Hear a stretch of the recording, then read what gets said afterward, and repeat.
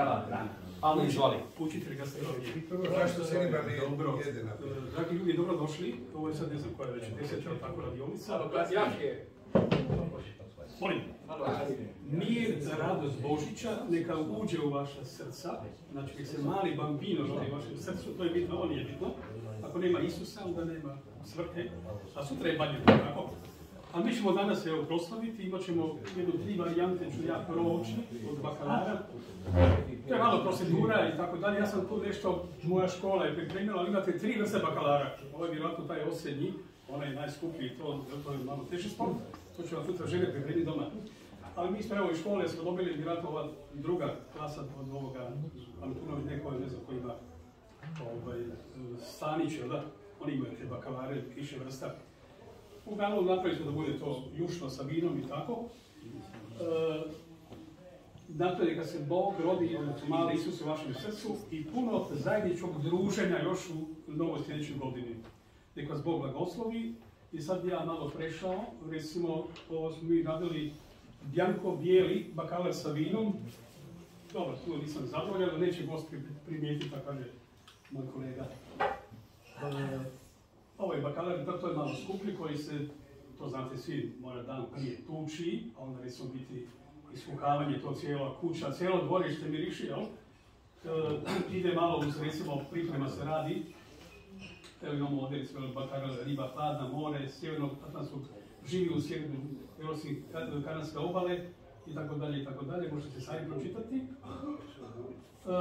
Znači, mora se dobro tuči, to je stvarno ono, sa puno ljubavi i onda se radi, recimo tako, češnjak, kosani peršin, maslinovo ulje, sol, papar, dakle ovo je bijeli, tako, a onaj crveni se malo rajčica, isto prekilja na maslinovom ulju i reda se red krumpira, mesa, rajčice i zalije sa točom uz malo vina, soli, papra i kosanog peršuna.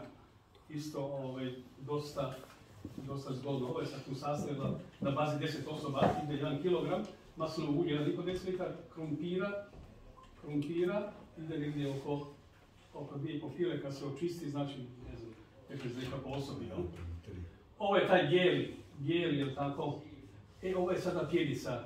Sad je ovo, je malo skuplji, isto da kažem, tu treba dosta. 2 dana ima posla. Bakalar koji se samelje 3 puta, znači kroz stroj se pusti i radi se jedan fini od putra, rekla bi moja baka, i maslac koji se razradi u stučinu vrtnje, isto se lijepo izradi, sve se poveže, znači bakalar je samljen, jasno da je prije toga kukanje i tako dalje, procedura, ima jako puno posla, i sve se rahlo poveže, ako se sjeća na mala riba salata, dakle isti princip. Ili se uz malo soli, papra i tako, ali je vrhunski bakalar. Ovdje isto ovako, malo servirano, jel? Tu je isto servirano, ovdje sa krumpirima gdje se malo više vidi. Ovo je moja dekoracija, kad sam trebao doći na serviranje, tako.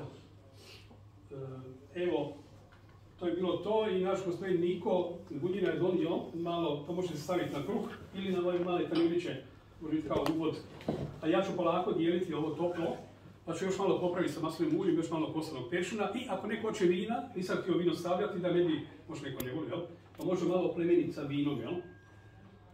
Evo, Bog vas poživio i evo, da se vidimo sljedeće godine u još većem broju, jel tako? I evo, nemojte mi ostati bez ispovjedi, bez svete mise. Najvažnije, jel tako? Žao mi je ovoga klinca koji je, ne znam koliko će za prsa su mu, jel da, koliko su roditelji, jer za Badnjak, odnosno Božić, ne ima pucanja. I već jedno malo dijete stradalo, tako sam trebalo sam može.